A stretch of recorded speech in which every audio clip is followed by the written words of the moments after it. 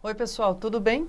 Nesta nossa aula de número 12, eu reservei um ponto de partida para os nossos estudos com que nós vamos ainda trabalhar bastante quando nós estivermos em conversas aí, em diálogos com o professor Marcos de Geografia, com os professores de Matemática, o Brian Welder, porque nós temos aí muito a interseccionar quando se trata da redação, gente, na leitura de gráficos e infográficos.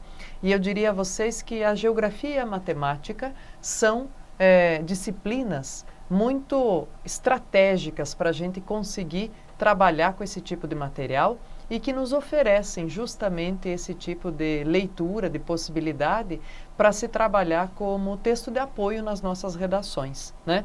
Então, olha só, de repente você vai dizer assim, mas puxa vida, prof, tem certeza que em linguagens a gente precisa aprender a ler números e a combinação entre esses números? Eu diria a você que eu não só tenho certeza, como eu oriento que você seja um bom leitor, um leitor cuidadoso dos números que lhe caem às mãos, né? Que lhe caem nas mãos, que você percebe, que você recebe de infográficos de jornais, de propostas de redação que trazem combinações de números.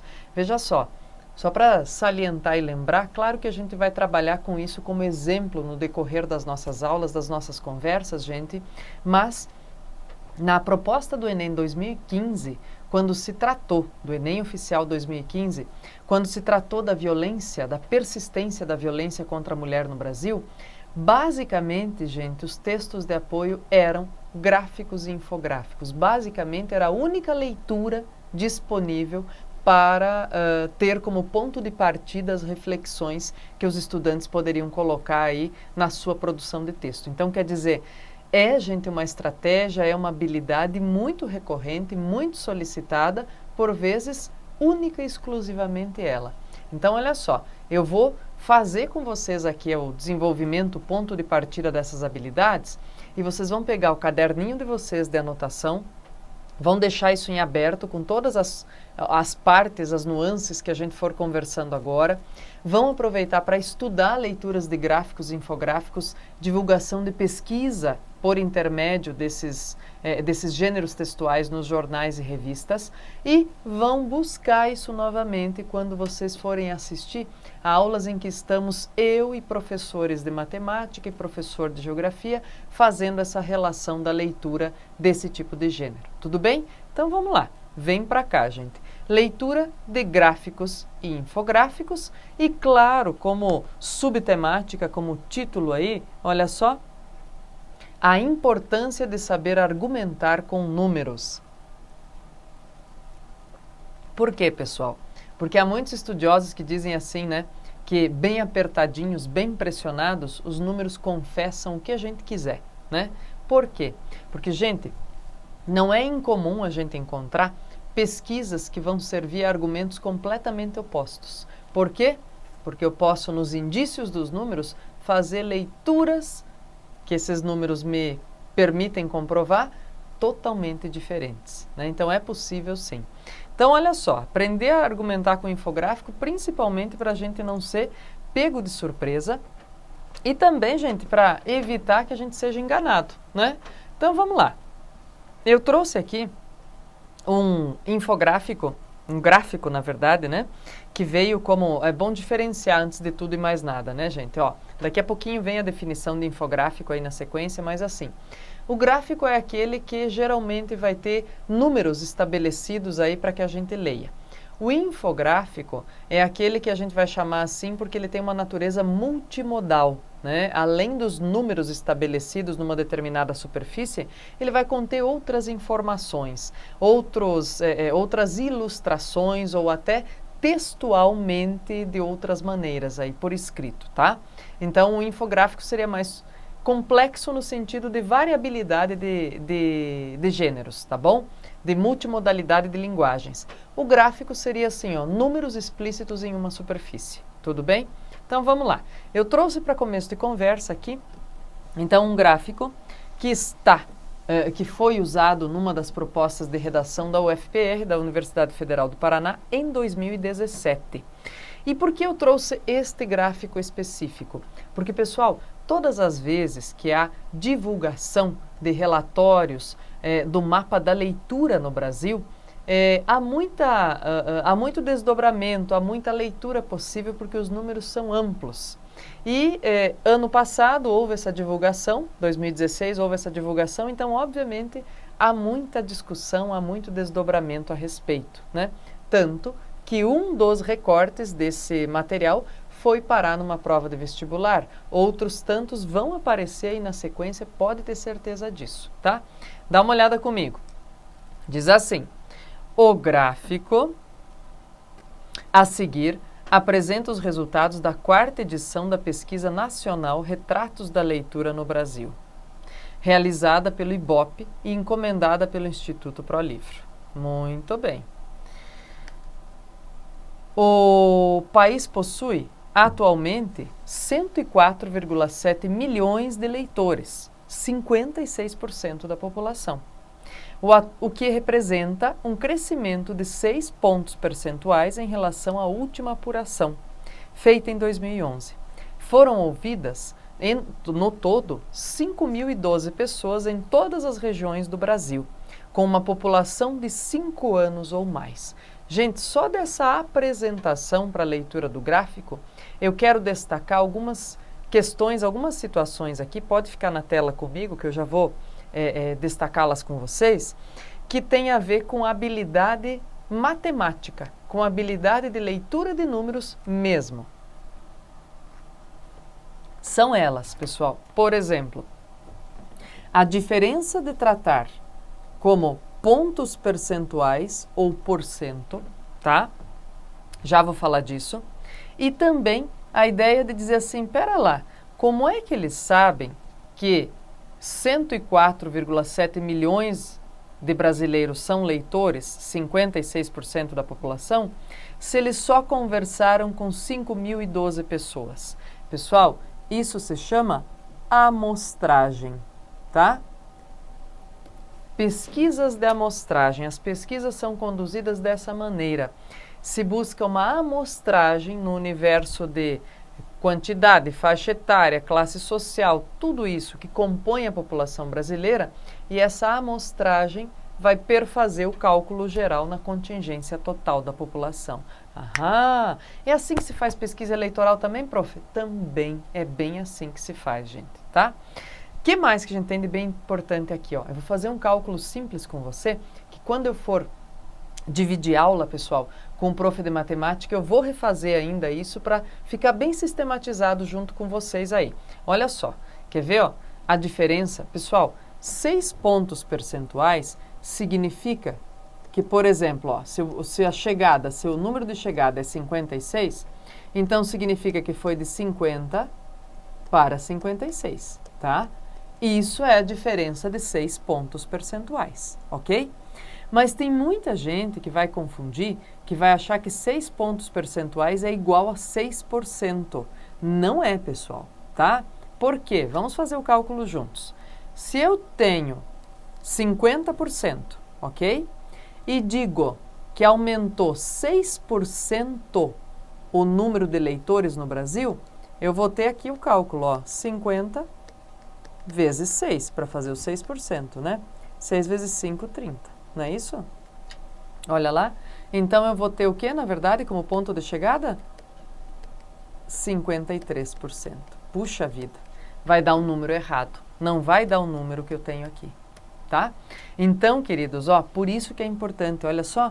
6 pontos percentuais significa 50 mais 6. 6% significa 50 mais 50 vezes 6 sobre 100. Puxa vida, olha aí que diferença, né? Então, tomem esse cuidado, tá, gente? E embaralhou um pouco, prof, eu não sabia fazer esse tipo de cálculo. Fica tranquilo, a gente vai fazendo juntos, ok? E, mais ainda, prof de matemática vai reforçar isso nas aulas individuais, cálculo de percentual, né? E a gente vai fazer isso nas aulas de duplinha também, tá? Então, calma. Ficou em dúvida? Deixa anotado aí no caderno para quando for a hora oportuna a gente tirar essa dúvida, tá? Então, vamos lá. Segue comigo. O gráfico tão falado, que nós dizíamos até agora, é esse, gente, ó. Tá vendo? Ele comprova a definição de gráfico que eu falei para vocês. O que que é? É uma superfície com números aí, informações básicas, né? Números básicos sobre determinado tema, tá? Evolução da leitura no Brasil de 2011 para 2015. Por quê, gente? A pesquisa foi divulgada em 2016, mas os dados computados são de 2015, tá? Muito bem. 2011 era o último ano de divulgação anterior, por isso que a gente tem aí essa relação, né? Então, 2011 e 2015 era o último dado de pesquisa anterior, chegou o de 2015, divulgado em 2016, tá? E daí aqui nós temos os números por região, gente, né? Nesses dois momentos aí, ó. Vamos lá. Centro-Oeste, 2011 e 2015. Sul, 2011 e 2015. Sudeste, Nordeste, Norte. Vamos observando o que nós temos de bem importante para perceber. Vamos ver. Em qual região do país? Vamos fazer uma pergunta clássica, né? Números maiores e menores, não é isso? Qual é o maior número de eleitores aqui em 2015? Ah, legal, tá aqui no Sudeste, ó, 61%. Qual é o menor número de eleitores? Puxa vida, aqui no Sul.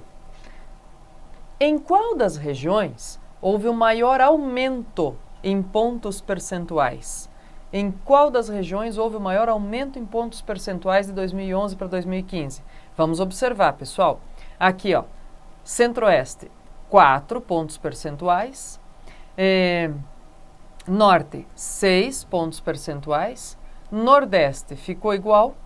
Sudeste, 11 pontos percentuais. E o Sul, quanto mesmo nós temos aqui? 7, tá? Então, tá aí, ó. O Sudeste concentra o maior número recente, o maior aumento também, né? Muito bem. Então, olha as relações que a gente tem. Houve alguma mudança de posição das regiões de leitores em relação à pesquisa de 2011? Vamos fazer, gente, o cálculo aqui do lado? Vamos ver, vamos colocar em ordem, ó. 2011 e 2015, tá? Veja, tudo isso que eu estou fazendo aqui, gente, se vocês se puserem diante de um infográfico ou de um gráfico como ponto de partida, como texto de apoio para uma redação, é o que vocês têm que fazer, tá? Então, estou fazendo aqui de maneira descontraída, mas é super sério, tem que fazer isso para fazer uso desse gráfico como texto de apoio para uma dissertação longa ou como simples e pura interpretação dele, tá? Como nós temos aqui, tá bom? Então, vamos lá. Em 2011, quem que tinha o menor percentual? Vamos ver. Menor percentual era do Sul, né? É isso? Sul. Então, vamos lá. Sul, 43. Em 2011, depois do Sul, quem que vinha? Ah, vinha o Norte. É isso? Norte, com 47. Depois vinha o Sudeste, com 50. Depois vinha o Nordeste, com 51. E o Centro-Oeste, com 53, né? Era assim que estava posicionada aí a quantidade e o percentual de eleitores, não é isso? Beleza. Agora, em 2015, vamos reparar o que aconteceu aqui. O Sul continua sendo o com menor índice? Continua, ó. O Sul continua tendo 50. Depois do Sul, o que vem aqui? Vamos ver. Ah, 51 no Nordeste. É isso? Nordeste.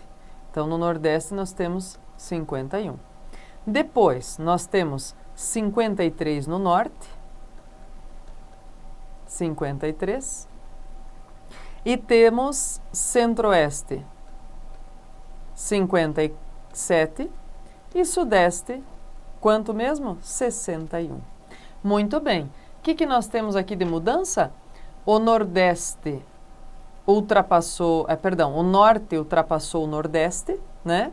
E o Sudeste ultrapassou o Centro-Oeste, tá? O Centro-Oeste e o Nordeste, na verdade, né? Então, vejam só, houve uma mudança de posicionamentos aí. Legal, gente, esses 3 pontos são básicos, né? Para ler bem o infográfico ou o gráfico, como é o nosso caso.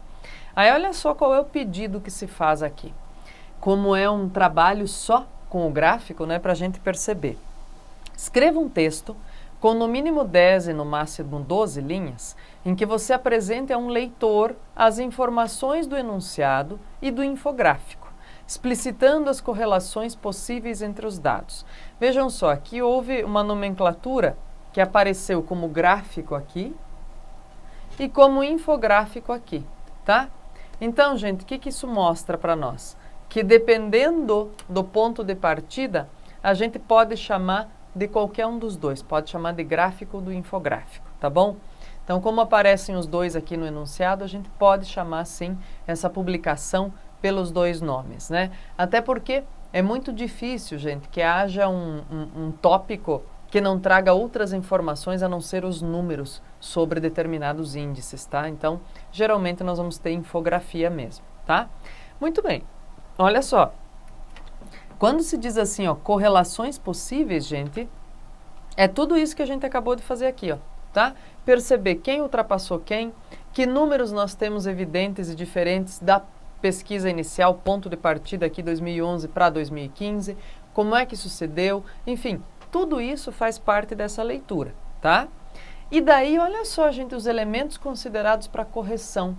Quer dizer, para eu ter autonomia num texto como esse, ou para eu ter autonomia no uso de um gráfico infográfico num texto dissertativo argumentativo também, o que é que eu tenho que fazer? Dá uma olhada comigo, olha só.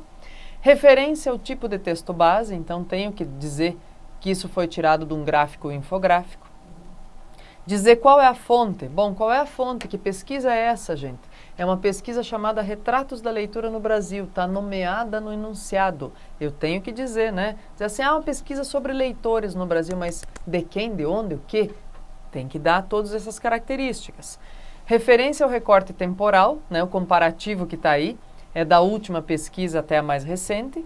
Referência ao aumento do número de leitores em linhas gerais, né, na média brasileira foi de 50 para 56, então foram 6 pontos percentuais. Menção a um ou mais resultados por região, então pelo menos, né, se não os 2 resultados de cada região. Relação simples entre os dados. Essa relação simples que nós fizemos de colocar uma tabelinha aqui, pessoal, ó, essa tabelinha aqui do lado, veja só, é uma habilidade solicitada para correção, olha só. Sul, segundo maior aumento, Sudeste, maior número de leitores, Norte ultrapassou o Nordeste, aqui ficou Norte, gente, é Nordeste, tá? Nordeste, como a gente fez lá na tabelinha, tá bom? Destaque para o Nordeste, única região em que não houve aumento.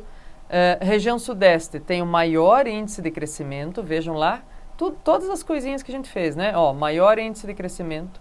Região Nordeste é a única que não teve aumento. Ó, a leitura aqui da tabelinha, né, que nós fizemos. Que mais? Apesar do segundo maior crescimento, o que acontece? O Sul tem o menor índice de leitores, ou tem um número de leitores menor que o da região Nordeste, em que não houve crescimento. Então, vejam, todas essas relações entre os números, gente, têm que ser feitas para que a gente possa ter uma leitura hábil e autônoma do texto-fonte. Beleza? Fosse para escrever uma dissertação argumentativa sobre o tema, eu teria de fazer todas essas relações? Teria também. É bem importante, pessoal, bem evidente que a gente faça, tá bom? Vamos lá, vamos conversar sobre um pouquinho mais aqui, ó. Eu trouxe também uma definição do infográfico, gente, né? Eu dizia, ó, o gráfico é quando a gente tem a superfície só com os números.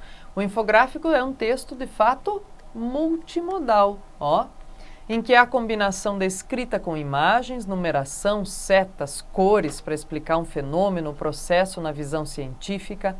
Alguns infográficos constituem partes de reportagens, verdade isso, né? Quando a gente vai, ou artigos de divulgação científica, quando a gente vai ler um artigo de divulgação científica ou uma reportagem sobre um grande acontecimento num jornal, o que ele traz junto com a reportagem? Infografia. É muito, muito característico isso, gente, do gênero reportagem, ter uma infografia junto com os eventos do acontecimento, né? Na internet podemos encontrar inúmeros infográficos virtuais interativos que também podem combinar sons e imagens em movimento, claro, né? Porque aí a gente tem essa interatividade possível, tá bom? Agora, olha só, eu também quero trazer aqui, gente, algumas sugestões de onde vocês podem encontrar outros infográficos, por que pesquisá-los e como lê-los, tá bom? Olha, minha sugestão, não deixem de acompanhar os infográficos, gente, publicados pelo Planeta Sustentável, tá? Se vocês derem uma busca por Planeta Sustentável, vocês vão encontrar. Tem uma série de matérias, reportagens, informações, mas os infográficos são a parte que eu julgaria aí, olha, mais, vamos dizer assim, singular desse site, né, desse endereço, tá? E eu trouxe aqui um infográfico que eu tirei lá do Planeta Sustentável, que é sobre a comida desperdiçada no mundo, gente.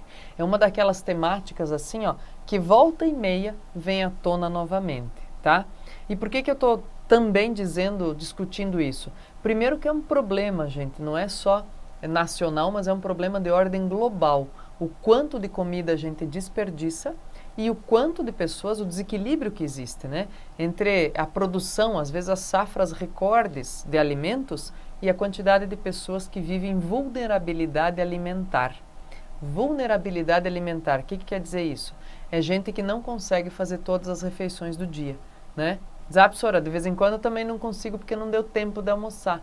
Ei, não estou falando disso. Estou falando de gente que não consegue porque não tem, tá? Então, são coisas diferentes, ok?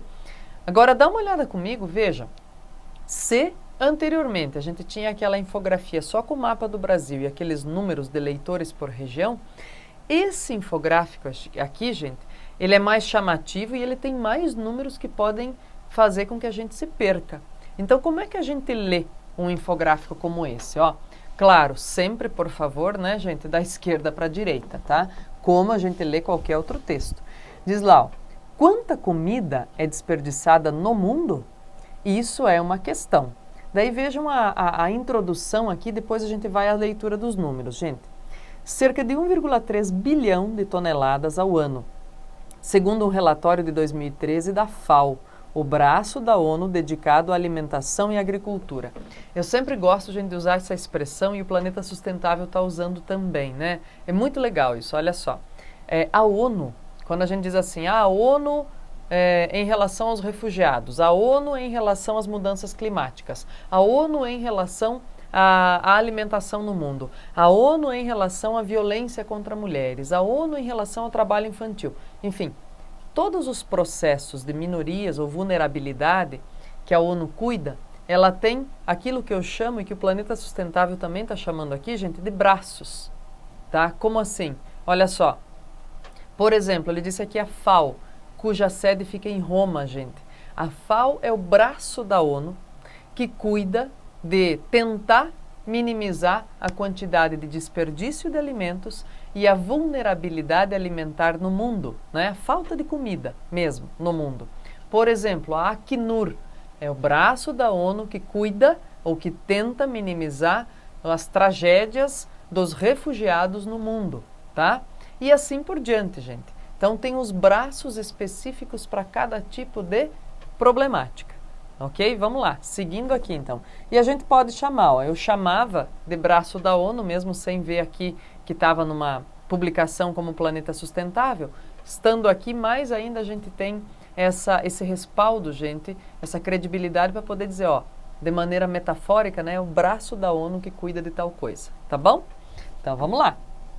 Daí diz assim, ó, praticamente 33% de tudo que é produzido no mundo vai para o lixo, causando um prejuízo equivalente a 1,6 trilhão de reais, quase 1/3 do PIB do Brasil.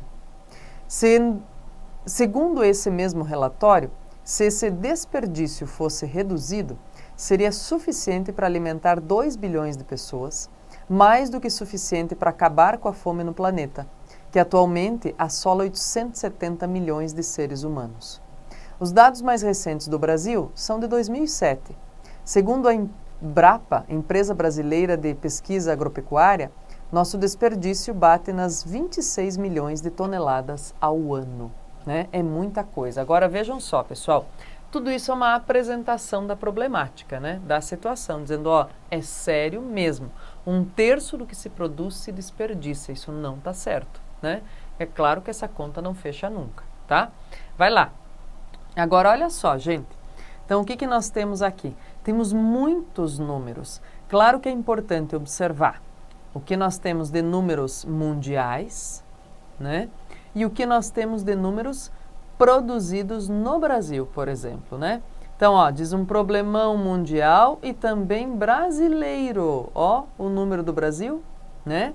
E aí nós temos aqui do lado, pessoal, a especificação do tipo de produto desperdiçado.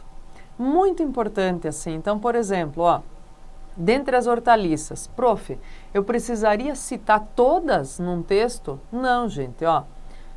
Cita, por exemplo, a contingência total, ó, de 16 milhões de toneladas produzidas de hortaliças, quanto nós temos ao ano, tá? Vejam aqui embaixo, ó, o asterisco é ao ano.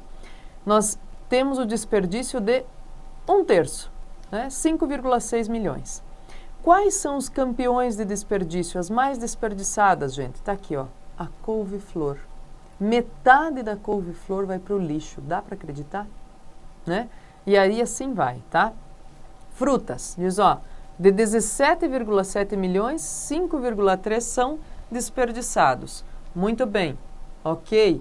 Qual é o campeão? O morango e a banana são os campeões, gente. Então, o que a gente faz? A gente escolhe os mais expressivos, os números mais expressivos e trabalha com eles. Tudo bem? Vamos lá. O que mais nós temos aqui, gente? Outro infográfico. Eu também trouxe lá do Planeta Sustentável. É sobre violência urbana, gente. Olha só. Características relacionadas aí, números, né? A violência urbana. E o que é que a gente pode observar a respeito, tá? Dá uma olhada com a prof, ó. Temos lá, gente, números, ó. Porte de armas no mundo. Veja só quantos civis têm armas no mundo. Forças armadas, polícias, né? E tudo mais. Aqui nós temos, um gráfico, gente, que vai trazendo, ó, países com mais armas entre os civis, né? E aí a gente tem um número, os percentuais, idade mínima para posse de armas, para porte de armas e uma série de outros elementos, né? E olha, gente, o que acontece aí? Diz, bom, a relação entre violência urbana e porte de armas é explícita e é bastante evidente para a gente discutir uma série de outras políticas públicas relacionadas à segurança nacional e global, tá? Então também é um tema bastante interessante de a gente observar em infografia, tá? Agora, olha só. Vou deixar um desafio para você. Outra infografia que é muito importante também, sobre tráfego, trânsito cotidiano, gente. Dá uma olhada comigo, ó. O infográfico a seguir faz uma comparação entre o espaço que 3 meios de transporte ocupam nas ruas para transportar o mesmo número de pessoas, 30 pessoas, para convencer as pessoas a reduzir o uso do automóvel. E é um infográfico tirado, gente, do Planeta Sustentável. Por isso eu disse a vocês, olha só, gente, órgãos de pesquisa ou alguns índices de infografia que começam a aparecer nos vestibulares, nos processos seletivos, a gente tem que ficar atento, né? E fazer com que isso seja a nossa fonte de pesquisa também. Porque é sinal que eles produzem bons e bem propagados infográficos, tá bem? Dá uma olhada lá comigo, ó. Dá para notar a diferença? É a pergunta, né? As ruas continuam do mesmo tamanho, mas o número de pessoas que precisam se locomover aumenta. E aí vejam, o espaço, aqui é sempre para 30 pessoas, tá? O espaço ocupado para transportar 30 pessoas num ônibus, de bicicleta ou cada uma no seu carrinho, né? Quanto mais pessoas optarem pelo transporte coletivo, menos congestionamento haverá nas ruas. Consequentemente, menos gases causadores do aquecimento global serão emitidos. Além de ocupar menos espaço na cidade, a bicicleta não polui o ar e proporciona um ótimo exercício. Pedalar pelo menos meia hora todos os dias pode aumentar a expectativa de vida em 4 anos. Usar carro apenas quando for realmente necessário pode ser uma boa saída para descomplicar o trânsito da cidade. Aproveite para dar carona aos vizinhos e mantenha seu veículo sempre regulado. Muito bem. Olha lá. Escreva um texto informativo fazendo uma comparação entre os 3 meios de transporte contemplados na imagem. Seu texto deve apresentar fatores positivos e negativos associados a cada um dos meios de transporte. Usar informações do infográfico, apresentando-as com suas próprias palavras, sem copiar trechos do texto. Ter entre 10 e 12 linhas, ok? Sugestão da prof, gente, tá?